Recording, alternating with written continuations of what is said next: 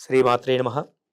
గురుబ్రహ్మ గురుర్విష్ణు గురుదేవో మహేశ్వర గురుః సాక్షాత్ పరబ్రహ్మ తస్మై శ్రీ గురవే నమః.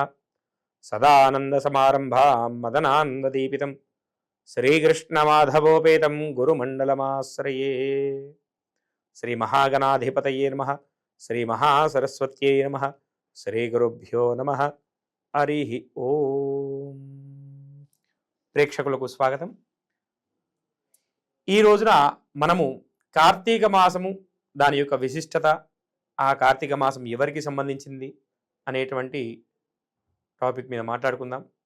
కార్తీక మాసము అందరూ ఎదురు చూసేటువంటి మాసము ఈ యొక్క కార్తీక మాసం. మాసాలకెల్లా అత్యంత శుభప్రదమైనటువంటి మాసం ఏదైనా ఉన్నదయ్యా అంటే అది కార్తీక మాసం.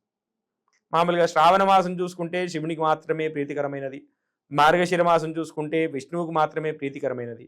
కానీ కార్తీక మాసం చూసుకుంటే మాత్రము హరులు అంటే శివుడికి విష్ణువుకి ఇష్టమైనటువంటి మాసము ఈ యొక్క కార్తీక మాసం. మనకు శాస్త్రంలో ఒక శ్లోకం ఉన్నది, శివాయ విష్ణురూపాయ శివరూపాయ విష్ణవే శివస్య హృదయగం విష్ణోః విష్ణోశ్చ హృదయగం శివ. అంటే శివుని హృదయంలో విష్ణువు ఉంటాడు, శివుడు విష్ణుమూర్తి పూజ చేస్తాడు. విష్ణువు హృదయంలో శివుడు ఉంటాడు, విష్ణువు శివుని పూజిస్తాడు. అంటే ఆ యొక్క శివుడు విష్ణువు ఎవరో కాదు, ఇద్దరు కూడా ఒకటే. కానీ మనం చూసేటువంటి రూపాలలో ఇద్దరు కూడా వేరువేరుగా కనబడతారు. ఈ మాసములో ఎవరైతే శివుణ్ణి పూజించినా, విష్ణుమూర్తి ఆలయాలను దర్శించినా, విష్ణుమూర్తి యొక్క నామస్మరణ చేసినా వారికి విశేషమైనటువంటి శుభ ఫలితాలు కలుగుతాయి అనడంలో ఎటువంటి సందేహం లేదు. మరి ఈ కార్తీక మాసములో మన చివరి సోమవారం ఉన్నది కదా, ఆ సోమవారము శివునికి అత్యంత ప్రీతికరమైనటువంటి వారం.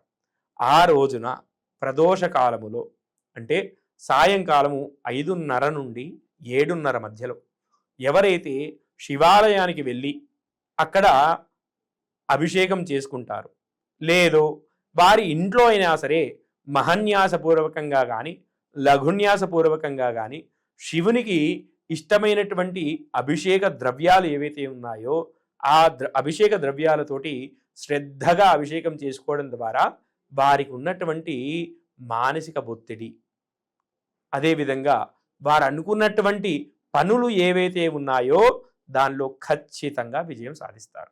దాంట్లో ఎటువంటి సందేహం లేదు.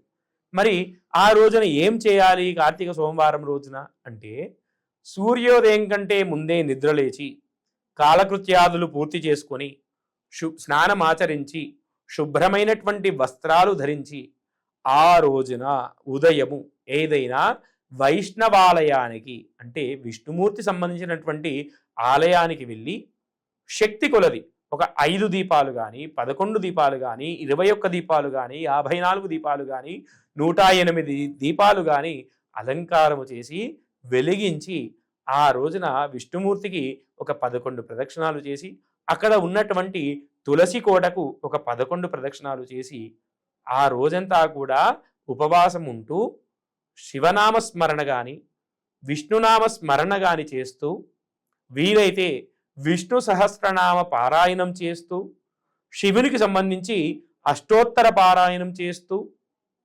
ఓం నమ శివాయ అంటూ శివ పంచాక్షరి నామజపం చేస్తూ, లేదంటే ఓం నమో నారాయణాయ అంటూ నారాయణ అష్టాక్షరి మంత్రాన్ని జపిస్తూ సాయంకాలం మరొకసారి కాలకృత్యాదులు పూర్తి చేసుకొని స్నానం ఆచరించి శుభ్రమైనటువంటి వస్త్రాలు ధరించి ఇంటి యందు కానీ ఏదైనా శివాలయానికి వెళ్ళి కానీ యదృచ్ఛితంగా మనతో ఏదైతే శక్తి ఉందో దాని పరంగా పంచామృతాలు, పళ్ళరసాలు, గంధము, పసుపు, కుంకుమ, విభూతి, వివిధ రకాలైనటువంటి పళ్ళలో నుండి వచ్చినటువంటి రసాలు, వీటితో శివుడికి శ్రద్ధగా భక్తితో అభిషేకించడం ద్వారా ఆ శివానుగ్రహం పొందుతాం.